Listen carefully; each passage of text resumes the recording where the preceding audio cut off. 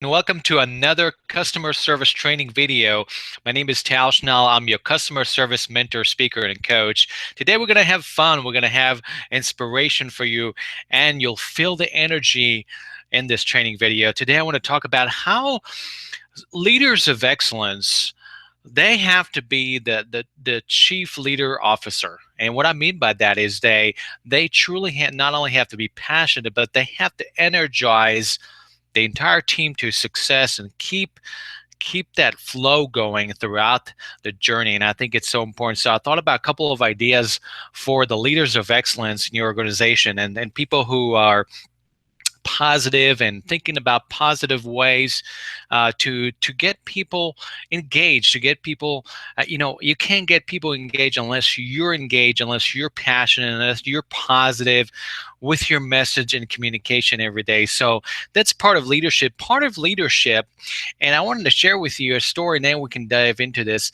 Part of leadership is being that cheerleader, the teacher, the motivator, the communicator, the person who does set the strategies in place, but someone who just kind of keeps the wheel moving. And I thought about someone that I've been reading about this week, one of the best entrepreneurs America has ever had, and that's Sam Walton.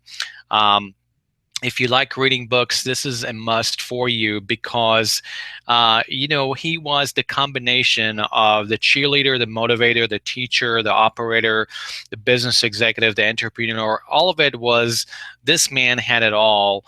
And that's what it was, and the reasons he was successful, because what he did is that, and this, mind you, that Sam Walton obviously started out small, and now they're the biggest retail in history. But one of the things, when they first started, they had obviously a smaller scale of stores where Sam Walton was able to travel a lot and go to the stores and cheerleading and motivating his staff, because this was a new adventure. He wanted to be more of a hands-on, someone who's always there for his troops, someone who's cheerleading them on to take care of the customer, to take care of the associates. He didn't call them employees, he called them associates. So it's an interesting American entrepreneurship story, but it's about someone that I thought about. Why was it so motivating to be around this person? Is because he was just constantly pushing the envelope. It was the entrepreneur slash innovator, motivator, and a teacher, someone that communicated the vision each and every day in the stores, being there with the troops. So today I want to share with you those ideas about why should we be leaders of excellence and motivating and inspiring our team every day. And to be that cheerleader in your organization has a lot of benefits, because when you do that, many people in your organization feel like they're part of something bigger. They're part of a purpose rather than being part of a function. So remember those things. People want to be part of a purpose, not part of a function or a checklist. They want to really know that they're making a difference and serving that customer. So let's talk about a couple of ideas. The first idea I want to share with you is communicating and inspiring and motivating vision for your team. No one likes to follow kind of a boring, plain, vanilla type of a vision. People want to really be looking at this vision every day and knowing that that's part of something that they want to feel like, I'm waking up in the morning and we have a purpose and a vision in front of us that we want to accomplish in a team.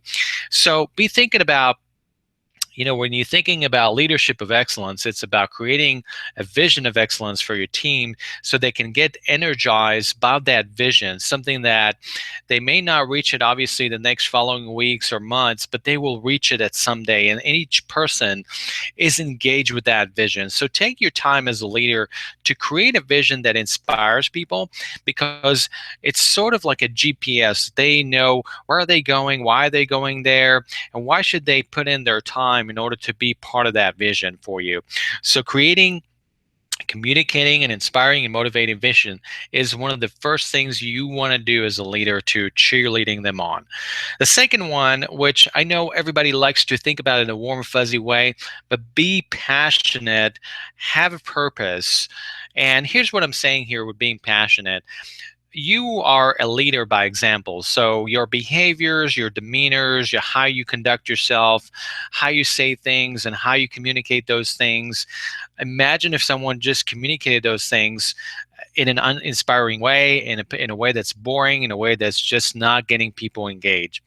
So part of your role as a leader in your organization is to continuously have that fire, continuously have that passion in what you do. Because if you do, people will follow your direction, they will follow your journey. Remember, if you're passionate, people will take that journey because they are so energized by that journey and they really want to be with you each and every step. But if you're not, and you're taking a step back, or you're stressed out, or you're just not feeling it today, people are not going to go that journey. They want to be inspired and motivated by your actions, and passion has to be everyday thing. It's being fired up about that vision. Number three is leading by example. I think many of us know intellectually a lot of these things that I'm sharing this with you today, and I've heard about it or read about it. But in order for things to move forward, in order for momentum to pick up, in order for things to really, really change for your organization, everything stems from leadership by example. So if you're a leader, your behavior matters more than what you say. And so if you're saying to people that, we need some passion in here, we need some motivation, we need people to cheerleading our teams, and we need to have people move forward, all of these things are good as an initial communication process, but then you got to take that next step in order to lead that journey by your example, your behavior, your values, that need to be something that needs to be done every day, so people can feel your energy, that you're really, what you're saying translates to action, and what you're saying is something that's in your DNA, and what you're saying is something that I can look at every day and I can see, you know what, gosh, this person is really inspired and motivated, and I can see that in their action. The next one is, which is really important, as you're leading by example, and you're really staying on front with your energy there. What's really important in that process is taking people with you. And a leader is someone who is kind of a is on the side with you. They're never in front, they're never on the back, but they're always on the side, kind of and accompanying with you. And what happens there is that leaders need to seek feedback all the time. What's working? What's not working? How can we improve something? Maybe there's a new idea that we need to try. Maybe some things that we really need to pay attention to from what our people on the front line are telling us. Maybe there's something that we're missing.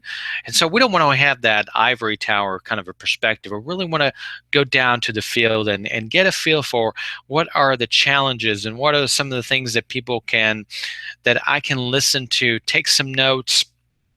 One of the things that Sam Walton did very well is that he had a notepad, a yellow notepad with a pen, and he would, every time he would go to the stores, he would take notes of what people say, how do the customers feel, how do the customers feel about this, all these new things, because was a new idea, a new entrepreneurship spirit there. So it's really important to get all of this in, because how are you going to improve something if you don't know how things are there on the front line, right? So as a kind of a lasting departure note here is that combine the level of energy of cheerleading your team to being part of that team. What I say in my training many times is that a leader is not outside of a team, they're part of a team. They're going to go through the challenges, they're going to go through the victories, the success, the celebrations, and those type of things with the team, because you are part of the team. And that I think make it more exciting and more rewarding for you as a leader, because you're not just cheerleading them on, you are part of this journey with them. And that's what people want, is to be there as part of their journey that we're taking together as you are molding your excellent leadership there.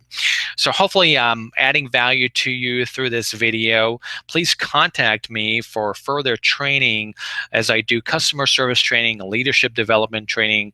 I love to connect with you. If your organization or you need some mentoring, needs that extra push, that extra added value to what you're trying to do, please contact me. I'll be sure to follow up with you and have a conversation with you about those for you. So have yourself a great day, and I'll see you on the next training video. Take care.